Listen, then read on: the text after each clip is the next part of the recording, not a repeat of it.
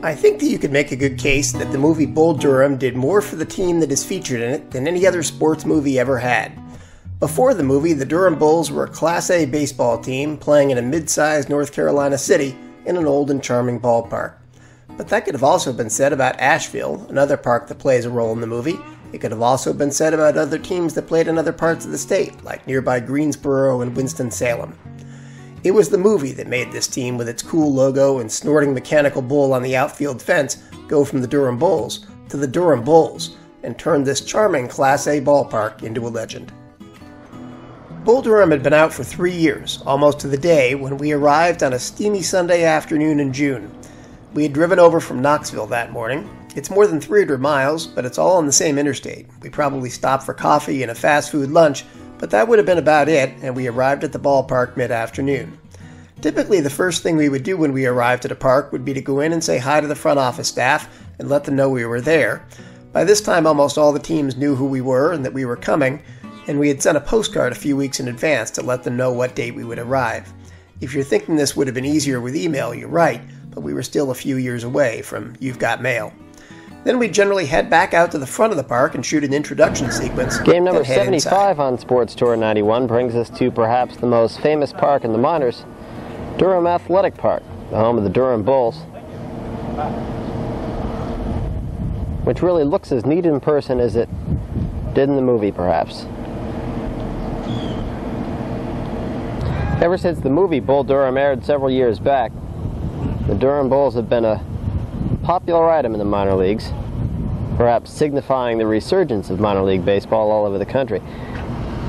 And they've got a souvenir shop across the street from the stadium. See some people coming out of it, and I bet it's pretty busy even on non-ball game days. You see me in there? I can now. Hi, my name is Liddell. Hi, Liddell. My friend Anthony. Hi, Anthony. You guys coming to the game tonight? Yeah. You guys come to a lot of games here? Yep. I used to work here. Well, that's cool. Are the Bulls your favorite team? Yep. How about the Braves? Nah. This friend Bob, he used to run the Bull back then 3 years ago. True. I ran the Bull for 3 years until this year, and now my substitute the last 2 years, Kathy Sokol, is taken over as the current Bull operator. The mechanical bull, which we never saw in action due to a 1+ inning game without home runs, was built as a prop for the movie and left behind afterward. There have been various incarnations over the years since. You'll notice that the famous "Hit Bull, Eat Steak" tagline was not there when we were. It had been replaced by a "Let's Go Bull" sign, but it later came back when a local restaurant sponsored the Bull promotion. We generally did a scroll of the outfield fence signs at each ballpark. I'm not sure why, except that they were so different from Major League stadiums, which at the time didn't have ads covering the walls at all. During the scroll, Sue and I chatted about the movie. Right down there, didn't she? Yeah. And they probably never saw it. You just got like the view of the boxes, so you never saw like a whole park a lot of the time. I don't know. It'd be interesting to see the movie again now that we've been here. I know, I want to rent it tonight. Of all the stadiums we've seen so far, this is the one that I would guess could probably use more seats.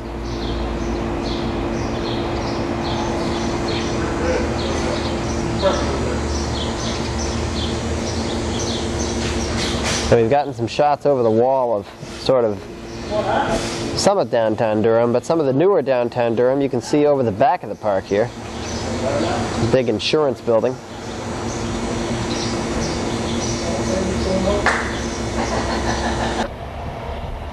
This is sort of a renegade tree to right center field. It's kind of sticking up above this factory back here. Magnolia. What is it, Suze? Magnolia. It's a magnolia tree, Sue says. I don't know if we believe her about that, but perhaps. Yes, it smells. And you gotta love these factories. I mean, this is the way it's supposed to be. As I think back on my statement on factories being the way it should be, I wonder. It reminds me of some of my comments about Knoxville the night before. Those kinds of settings are almost non-existent in minor league baseball today. Even if they are built in once industrial areas, The buildings around new stadiums have been gentrified and are home to lots of bars and restaurants and other attractions that both fans and teams seem to like a lot. 1991 was a different era. As I was filming that bit about the view in from the outfield, you could hear the wind pick up. It was hot and humid, and that should have told me something. Sunday afternoon That wind is a right warning, now. and I'll let the next bit of video we shot tell you what happened There's next. a little breeze starting to pick up, and maybe it'll cool off by game time tonight.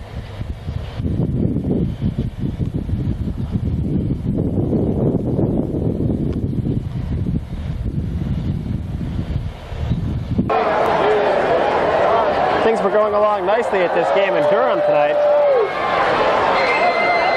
until this storm decided to blow through. There's a player out there. And now we're having a nice old thunderstorm here in Durham. This light pole is like swaying back and forth. Can you see it? That light pole is like... Say how the bleachers were filled with.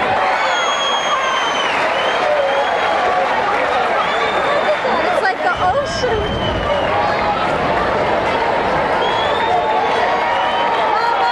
Now what? Now they got it down. How are they going to hold it?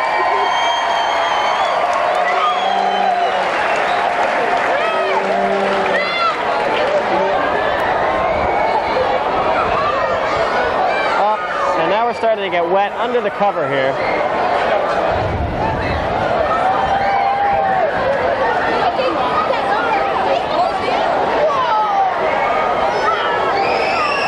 Well, here comes the rain.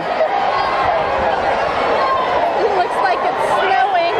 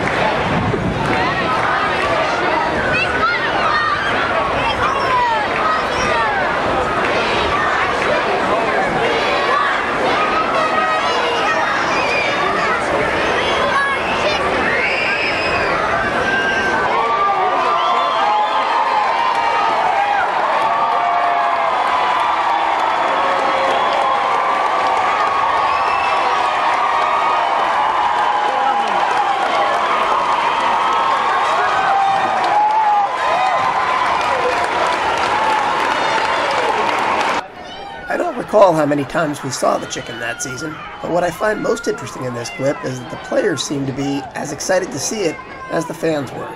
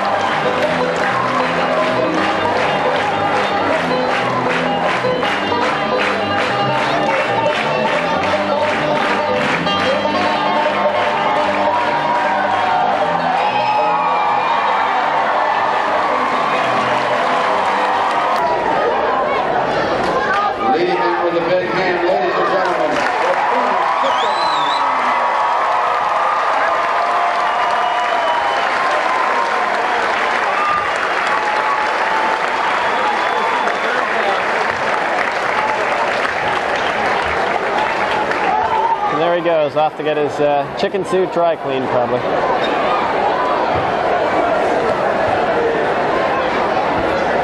Meanwhile, we continue to wait. A game that probably would have long since been rained out if it hadn't been for the Chickens' appearance here tonight. It may still be rained out before it's over. The Lynchburg Red Sox over there look like they wouldn't mind the night off. They eventually did call the game a short time later, and that was our last visit with the 1991 Durham Bulls, which we saw 3 times overall, including this rained-out game. They were a good but not great team that season. They ended up at 21 games over 500, but they could never keep pace with the Kinston Indians, who finished 89-49 in 1991 and won the Carolina League Championship. The Bulls did have a number of future major leaguers, including Javi Lopez and Tony Tarasco.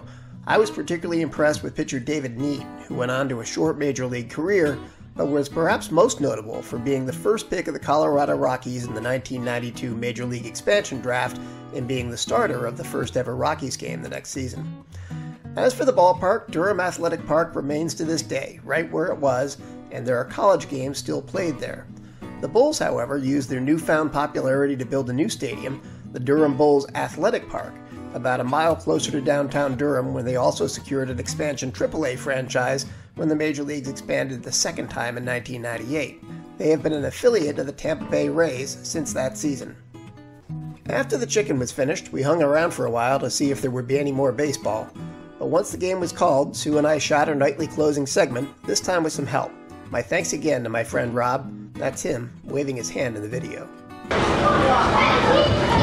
Well, we got rained out of our night in Durham, unfortunately, but we got to see the Chicken run around the bases, and Sue and I got some water. And they had good concession food Yeah, here. they had fried shrimp for dinner here. And I had a steak and cheese sandwich, so we had a good time in Durham, and our friends were, thanks to our friend Rob who's doing the filming for us. We saw a whole inning here. Yeah, we saw about an inning and a half or so. Yeah. Got into the second inning, and Durham was ahead 2-0, so we'll declare them we'll declare them the honorary victors of this game by a 2-0 score, and we're off to our next park.